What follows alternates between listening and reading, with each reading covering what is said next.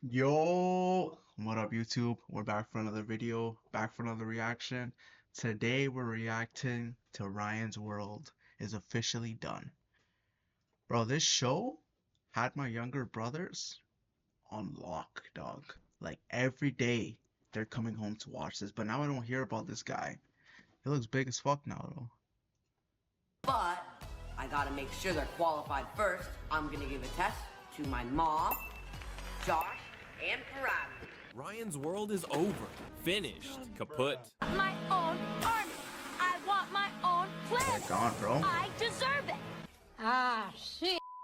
Here you go again. That kid went from unboxing toys to unboxing his own irrelevance. And don't act shocked. You knew this was coming. Somewhere deep inside, while your kid begged you for yet another slime kit or mystery egg, you thought this can't last forever. Well, congratulations. You were right. Stay with me for the next 10 minutes, because I've got the tea, the receipts, and maybe even an arrest 10 minutes? Think of this shit, 24 minutes, bro.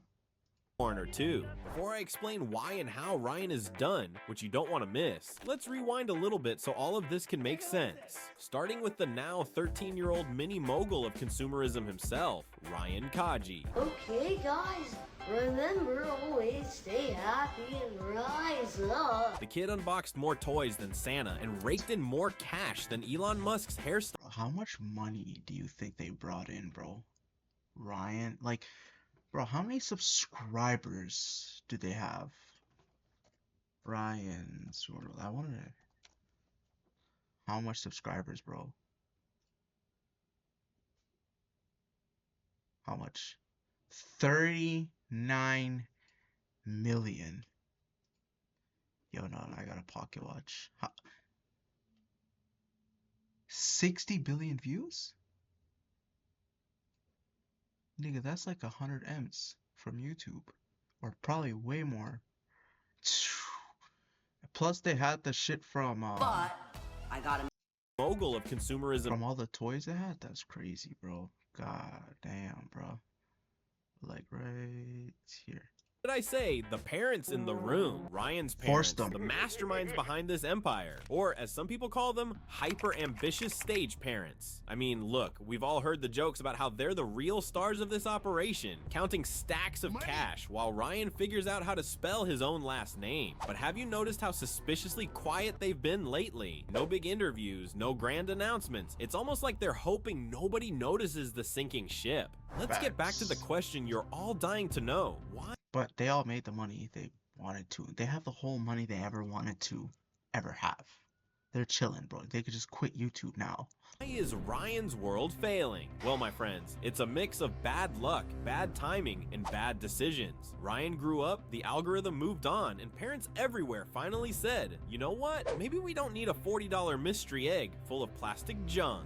Maybe you don't need a 14-year-old kid unboxing toys for 6-year-olds. Maybe that's what needs to change, bro. Circle of life. One day you're on top of the world, the next you're a cautionary tale for child influencers everywhere. But Ryan's World didn't tumble like a stack of toy blocks all by itself. It was more like a toy train wreck in slow motion. Don't be another complete with accusations of child exploitation, legal battles, and the inevitable teenager tired of toys phase. Somewhere between Ryan unboxing his 8,000th toy and the channel morphing into a corporate Goliath. Ryan went from being genuinely excited to see what's inside the next box to a bored teenager pretending to care about whatever plastic gizmo was next on the conveyor belt of capitalism. The dramatic decline of Ryan's World kicked off with PewDiePie on the conveyor belt of capitalism. The dramatic Yo, this guy grew up, eh? Wow. decline of Ryan's World kicked off with PewDiePie. Yes, the very same PewDiePie, YouTube's ultimate authority on commentary and the meme overlord. Oh, you. I'm so pretty. Oh, I forgot the rings. Where are the rings? It's not called being gay. It's called being fabulous. PewDiePie threw some not-so-subtle shade at Ryan's World, questioning the ethics of having a kindergartner fronting a multi-million-dollar brand. He didn't mince words as he accused Ryan's parents of turning their son's childhood into a commercial enterprise, a sort of reality show masquerading as wholesome playtime. Welcome to Felix Toy Review. Okay, baby Felix, can you do it again? But with more energy, okay? Mommy needs some dollar. More energy? Mommy needs dollars, okay? That's sad, bro. Can you do it again, baby? But can you do it with more energy? More energy? With his trademark wit, PewDiePie sarcastically mocked Ryan's videos, calling them more of a sitcom with a laugh track than genuine moments of childhood fun. This, of course, blew the floodgates wide open. Once PewDiePie lobbed that grenade, other creators were quick to pick up the pieces. He even joked that Ryan would grow up resenting toy trucks and unboxing videos the way we resent vegetables, except instead of broccoli, it's a $50 mystery egg packed with plastic nonsense. I loved him with all my heart, and you made me him. You have Soggy Cereal, a smaller but sharp-tongued YouTuber who went even harder in on the issue. Already has the eye bags of a 50-year-old who has been hate working their corporate job for the past 9 years. He called out Ryan's parents for what he sees as exploitation, pointing out that their son's entire life seems structured around making content. According to Soggy Cereal, Ryan's world isn't just a YouTube channel, it's an empire built on the back of a kid whose life has become one endless commercial break. I know that Ryan's parents claim that Ryan is the one who wanted to start a YouTube channel at the age of 4, but like, isn't that an absurd claim to make? He drew parallels between Ryan's situation and other kidfluencers whose parents have turned their kids' lives into lucrative brands. His tone, less playful, more like a concerned uncle saying, guys, this doesn't seem normal. As if ever since he was 4, Ryan was the one closing brand deals instead of his parents and managers. Lazyverse jumped in too. Yeah, bro, the parents just like went out, did all the brands that they wanted to, and probably just forced the kid to do it, bro. That's tough, man. It's a sad childhood, bro. It will low-key suck, bro, to be this famous and that young. Like, I can't imagine the struggle, bro, and how much things you just can't experience, and the fun that you can't have as just being a kid. Just go out. You can't just go out, bro. You'll have other kids swarm at you. Focusing on how Ryan, now a teenager, seems less than thrilled about his YouTube stardom. How else is mommy gonna afford a new mansion? But mom, I want to go play with my friends. Ryan! Don't piss me off, I told you you have to record at least 50 a day! He pointed out that Ryan's recent videos feel forced, as if the kid's just going through the motions, holding up toys with all the enthusiasm of a tired retail worker during Black Friday. Lazyverse even dubbed this era of the channel as Ryan's flop era, and honestly, it's kind of hard to argue with that. His channel is currently flopping. Ryan is in his flop era, and I'm not gonna judge him because we've all been there. I remember when I used to make videos at the beginning, like, that was definitely my flop era, because I was getting like 100 views per video, which is, you know, I get it. I'm not judging him for that. We all go through that shit. Ryan looks visibly... I'm in that right now. But you know what? We keep going, cuz. We're finna make it to the top. I'm gonna be up there with everybody. Mark my words, bro. I'm saying it to the internet. I'm gonna be up there. Trust me. older, and some have speculated that his interest in unboxing toys may be a thing of the past. Lazyverse also dragged the Kaji family for sticking with the same format, even though Ryan has clearly outgrown it. He discussed the recent Ryan's World movie that totally bombed at the box office, and ticket prices didn't help, calling it a desperate attempt to keep the Ryan brand afloat. So it did get cancelled because it was a major flop, and looking at the reviews, a 3.3 out of 10 stars, which is not the worst. Josh from the Dad Challenge podcast took it a step further. Oh, 57.6 are long views, which means this kid just makes so much money. He dug into the lack of child labor laws governing YouTubers, which he sees as a massive oversight in protecting kids like Ryan. Josh accused Ryan's parents of controlling his career to the point where it's not clear if Ryan even gets a say in what he does anymore. He highlighted the fact that the Kaji family has been investigated by the FTC for shady advertising practices, which honestly feels like the least surprising twist in this saga. You bring kids to this channel and there's no regulation into what we're showing them or what the algorithm is feeding them. That's a good move, but notice the FTC had to do that against YouTube, to Instagram, all these wishes. It wasn't YouTube who implemented this. It was the FTC saying, YouTube, kiss our ass. To Josh, Ryan's parents are going to keep milking this cash cow until there's nothing left but dust, and probably a few unsold mystery eggs. A popular business and YouTube commentator by the name of John Yu Shaiai recently... Not gonna lie, bro. The kid's 13. They've probably made like 200-300 M's. He's 13. Just quit it all. Just quit. Just quit. Get off the internet.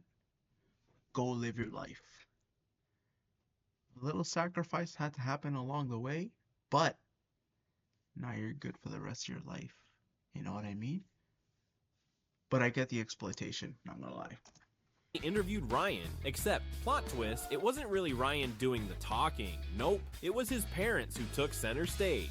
We own the studio. We mainly handle it. Like, oh, there's actually people watching us. We're willing to take... The whole interview was more like a corporate press conference, with Ryan's mom and dad doing damage control and talking about diversifying revenue streams like they're at some investor meeting. The big takeaway? Ryan's World has expanded to over 10 channels with 80+ billion views because apparently one Ryan channel wasn't enough, and they ventured into everything from a mobile game to a feature film. While it sounds impressive, John struggled to engage Ryan, who barely had a chance to speak, leaving viewers to wonder how involved he really is in this empire anymore. Spoiler notice, it doesn't seem like much. Ryan, are you going to keep making YouTube videos, given your interest to be an animator and maybe go behind the camera, like as you get older?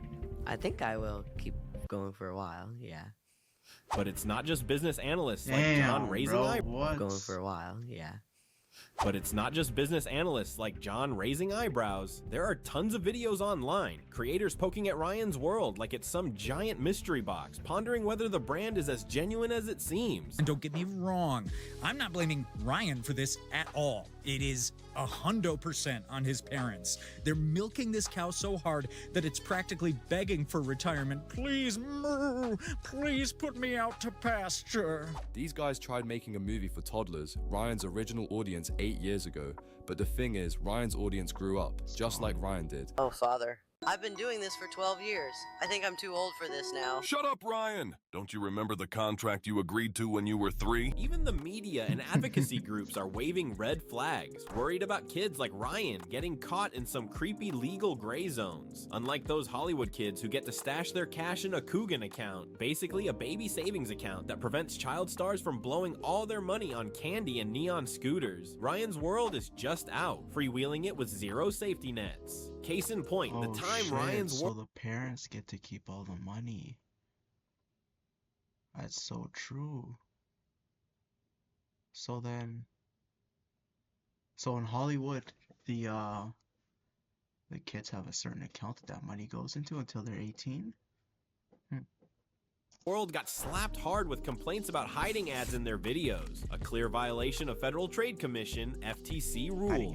Back in 2019, Truth in Advertising filed a formal complaint alleging that Ryan's videos deceived young audiences by secretly turning his toy review videos into ads for, well, toys. Scandalous, right? The Kaji family settled the whole mess, but seriously, once you lose people's trust, it's like trying to put toothpaste back in the tube, sticky and a complete disaster waiting to happen. Luann in particular has been accused of being the real mastermind behind the scenes, overshadowing Ryan like a shadow that won't quit. She, along with her husband Cheyenne, who's younger than she is, I might add, kicked off the stick with Kaji Podcast, which some say is her way of saying, look at me. Welcome back to another fun episode of the Stick with Kaji podcast. I'm Luann. And I'm Sean. And you can follow me on Instagram here at Luann Kaji if you want more just behind the scene of what we do when we're not recording a podcast. Obviously, Ryan's toy reviews weren't enough. She needed her own stage. It seems the family is on a never-ending game show of what's next as they roll out new ventures faster than you can say, where did Ryan's interest in toys go? Oh, and by the way, Luann once did time for shoplifting, and while that's unrelated to the channel, critics love to point out her colorful past, fueling suspicions that the Kajis might be more into the dollar signs than building family memories. Of course, so obvious, bro. They want that money on, bro. They want that money, you know what I mean? But, bro, they gotta give it all to Ryan, bro, when he's a little older, because that's his face. Bro, I remember going to Walmart, picking up toys for my little brother, and the whole entire toy section was all of Ryan's toys, bro. They even had banners up for Ryan. It's crazy. Now let's officially get into why Ryan's World is a sinking ship and a future cautionary tale. If there's one lesson we've learned from the downfall of every child star, it's this. When the adults in charge don't know how to dodge a scandal, the whole operation goes down faster than a lead balloon. And in Ryan's case, his parents, the masterminds behind this toy-filled empire, picked the absolute worst moment to disappear off the radar. I mean, when you're running a multi-million-dollar brand, silence isn't just golden, it's the kiss of death. Now, you might be thinking, okay, but are all these allegations about child labor, shady deals, and milking a kid's childhood for profit really that bad? Oh bro, strap in. It's worse than cracking open one of those mystery eggs, only to find a pile of cheap plastic junk inside. Let's be real honest. There's something about Ryan's World that doesn't quite sit right, and it's not just the cheerful, slightly overwhelming number of toys stacked in every video. It's his parents, the puppet masters behind. You can feel the uncomfortableness in the videos you watch sometimes, cause I be chilling in my family's old house, you know, the living room with my little brothers, and when they got their shit going on, sometimes I just like watch it, right, a little bit. Sometimes it'd be interesting, low key, little surprise eggs and shit like that, a little bit, not gonna lie. But besides the fact, I be watching, I'm looking at Ryan, and I'm like, bro, you could just see how forced it is. Like, they say they see it now because he's 13, but I saw that shit, like, that shit has been going on for a while, bro. For a while. Like, I don't even know. In the curtain, the real decision makers behind Ryan's empire. Now, before you dismiss this as another run-of-the-mill YouTube family channel story, hear me out, sit tight, because things get way darker and weirder than you might think. Hey, Ryan. I need to send you on a secret mission. Secret mission? What is it? My new super gauntlet got stolen, and I need you to retrieve it for me. Oh yeah, piece of cake. First off, how calculated Ryan's rise to fame has been. At first glance, you might think it's a cute story. Parents just filming their adorable toddler unboxing toys, and boom, a YouTube star is born. But when you look closer, you realize there's nothing accidental about this success. Ryan's parents didn't just stumble into this multi-million-dollar industry, they planned it from the get-go. Some say that Ryan's mom, who has a background in education and a master's degree, didn't leave her teaching job on a whim. Rumor has it that she saw the rise of kid-focused content on YouTube and made a calculated move to get Ryan in front of the camera at that's low-key so smart. So smart. Damn. Damn, she put that degree to use.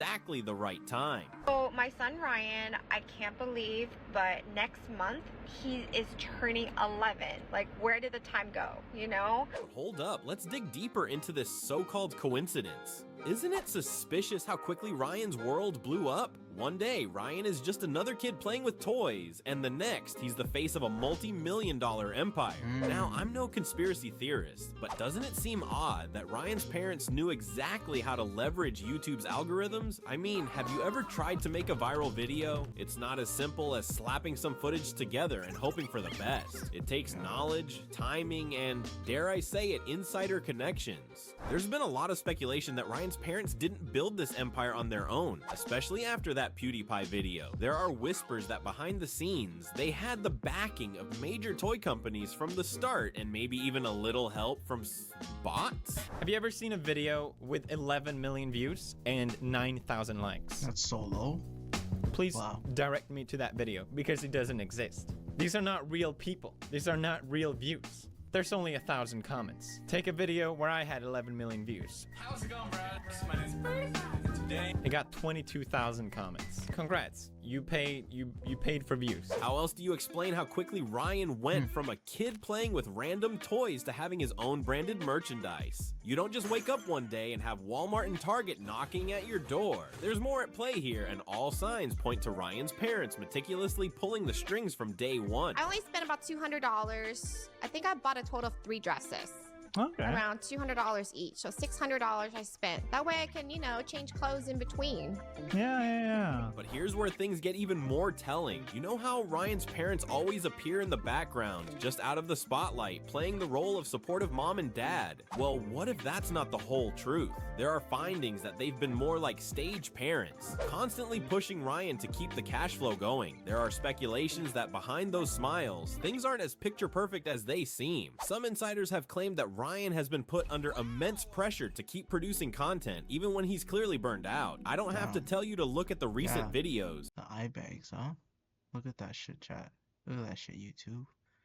Call the old chat. I'm not even streaming right now. I think I'll stream next week, y'all. But, bro, the eye bags, bro. He's got worse eye bags than me, my nigga, and I'm in engineering. Wow. Ryan's energy just isn't the same. It feels like he's checked out, but his parents won't let him stop. After all, quitting means the empire crumbles, and they can't have that, can they? And speaking of crumbling empires, let's not ignore the fact that Ryan's parents have stayed eerily quiet amid all the controversies. You'd think that after the FTC stepped in, after the accusations of exploiting their son for profit, they'd have something to say, but no, radio silence. Which sparks the question, what are they hiding? Some conspiracy-minded folks believe that Ryan's parents have been intentionally keeping the real dirt out of the spotlight. Sure, they've faced fines and complaints, but that's just the tip of the iceberg. What if there's a whole other layer to this that we haven't even begun to uncover? And here's where I need to level with you. I get it. You're probably feeling a little clickbaited. Ryan's World is done. Really? But hear me out. It's not just about the numbers or the views or whether they're still making money from merchandise. Sure, they're not broke. Ryan isn't about to move into a cardboard box anytime soon. But what really matters here is that the foundation of the Ryan's World empire has been irreversibly cracked. You see, the issue isn't that they stopped making money. It's that they stopped making sense. When you fail to address serious allegations, when you can't control the narrative, when the trust between you and your audience is shattered, the empire falls. Not with a bang, but with the slow, painful Ryan's World is always front and center during holiday seasons, big toy releases, and Black Friday sales. It's almost as if Ryan's content is being perfectly timed to coincide with major retail events. Some are saying that Ryan's parents are working hand in hand with corporate giants to push products at exactly the right time, making sure they maximize profits at every turn. And you can't help but wonder, is Ryan just a pawn in a much bigger game? A game where his parents are pulling the strings while the toy companies rake in the cash. Ryan's parents, particularly his mom, knew exactly what they were doing when they started this channel. Remember, before all of this, Ryan's mom had a run-in with the law, spending time behind bars for shoplifting. Now, I'm not here to dredge up old dirt for the sake of drama, but this isn't just a coincidence. To get more toys for Ryan to review before they actually made it.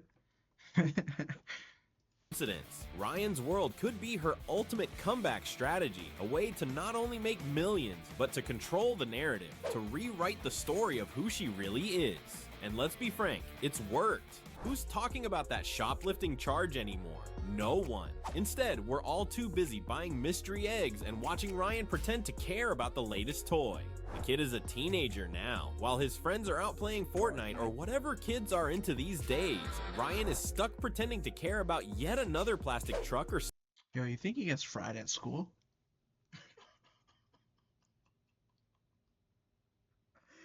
Because what, 13, 14, you're like grade what, 7? Grade 8? Around that age? Yo, you think he gets fried at school, Ryan? Ryan's toy review. Bro, I'm not gonna lie, I'd fry that nigga. I'd fry him, no cap, I'd fry him. Because ain't no way, Brody, you're 13, 14 years old, and you're still doing mystery egg surprise challenges or whatever type shit you do, bro. Stuff.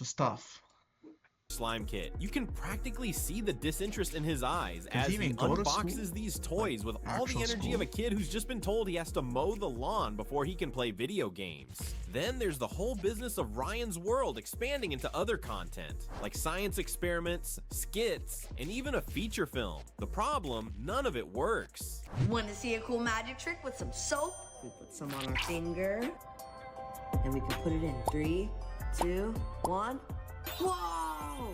Let's do it one more time. Sure, they tried to branch out, but the content is so forced, so scripted, that it's almost painful to watch. It's like they tried to take the formula that worked when Ryan was like 5 years old and apply it to a teenager, forgetting that, well, teenagers have very different interests than 5-year-olds. The result? A series of awkward, overproduced videos that make you wonder who exactly they're trying to fool, Ryan or the audience. And speaking of awkward transitions, let's talk about that movie. Ryan's World the movie, Titan Universe Adventure, was supposed to be a major success, a way to cement the brand's relevance as Ryan grew older. Instead, it bombed harder than a knockoff Lego set. 2 days! 2 days! Ryan's World the movie! 2 days! Only in theater! Critics called it shallow, forced, and, surprise, surprise, a glorified commercial for Ryan's toys. And honestly, at this point, who's even surprised? The entire Ryan's World brand is a commercial empire masquerading as a YouTube channel. Now, the consequences, who's gonna suffer? The truth is, Ryan's parents' failure to address the allegations against them has tarnished the brand beyond repair. At first, it was a slow trickle, some people questioning the ethics of using a child to sell toys, but now, it's a full-blown flood of criticism. And the fact that Ryan's parents haven't addressed these criticisms head-on has made it even worse. When you refuse to control the narrative controls you. And right now, the narrative is that Ryan's World is nothing more than a cash grab at the expense of a kid's childhood. First try, guys. Medical school, here I come. So that was a lie. So is Ryan's World done? Yeah, I'd say so. Not in the— I wonder what Ryan is gonna be like when he's like my age, bro. Like 20 years old. What's Ryan gonna do? What's Ryan gonna be? Is he gonna be hated to look like Ryan? Is he gonna look like a crackhead? Is he gonna become a crackhead? Is he gonna fall deep into the, you know, child success plot hole paradox twist shit? Can't wait to see, bro. In the sense that they're— I hope he does well in life, though. Like, he's not money, but like, you know, as a good person. gonna shut down tomorrow, or that the channel is going to disappear from YouTube, but in the sense that the magic is gone. Ryan's parents have failed to evolve the brand, failed to address serious ethical concerns, and failed to keep their audience's trust. The result? A slow, inevitable decline into irrelevance. Let's not forget about the personal toll this takes on Ryan. Internet trolling the poor guy aside, what happens when this all comes crashing down? Because let's be honest, it already has. No empire lasts forever, and Ryan is getting older by the day. How long can his parents keep up the facade? What happens when Ryan no longer wants to play with toys or act in their overly scripted videos? More importantly, what happens when Ryan, now in his teenage years, starts to realize that his entire childhood was turned into a brand, a business, and a cash cow? When your entire identity is wrapped up in a YouTube channel, what happens when that channel fades away? Ryan could face an identity crisis, struggling to figure out who he is outside of Ryan's world. And low key, that's probably so true about the identity crisis, because a lot of people who play this kind of role and are a little bit older, they know the role they gotta play and what they gotta do. But Ryan started playing this role so young, and he probably thought that's who he was. He was at the top of the world at like 5-6 years old, stayed there, was working like a dog, bro. And he probably doesn't even know who he actually is, or like gets confused, bro. This nigga might become a sociopath, bro. What's that thing? Multiple personality disorder, bro. Damn. let's not forget the potential for resentment. How will Ryan feel about his parents when he realizes that every moment of his childhood was commodified for clicks and cash? I was really young, like 3 years old. I always saw lots of really young, like, content creators, and I asked my parents if we could do something like that. And finally, the question I've been dying to ask: what if Ryan's parents already know all of this and just— How do you remember that? You're 3 years old and you remember asking your parents to do content creation? There's no way you remember something from when you were 3 years old. And why the fuck is Stephen A. Smith on my screen, buddy? But anyways, that's probably the story his parents told him all the time, just to tell the internet. don't care. After all, they've already made millions. Ryan's mom and dad have already set themselves up for life with luxury homes, flashy cars, and investments that will keep them comfortable long after Ryan's YouTube days are over. The thing here isn't just that they've exploited their son for money, it's that they planned it all along, knowing full well that they could walk away unscathed while Ryan is left to pick up the pieces.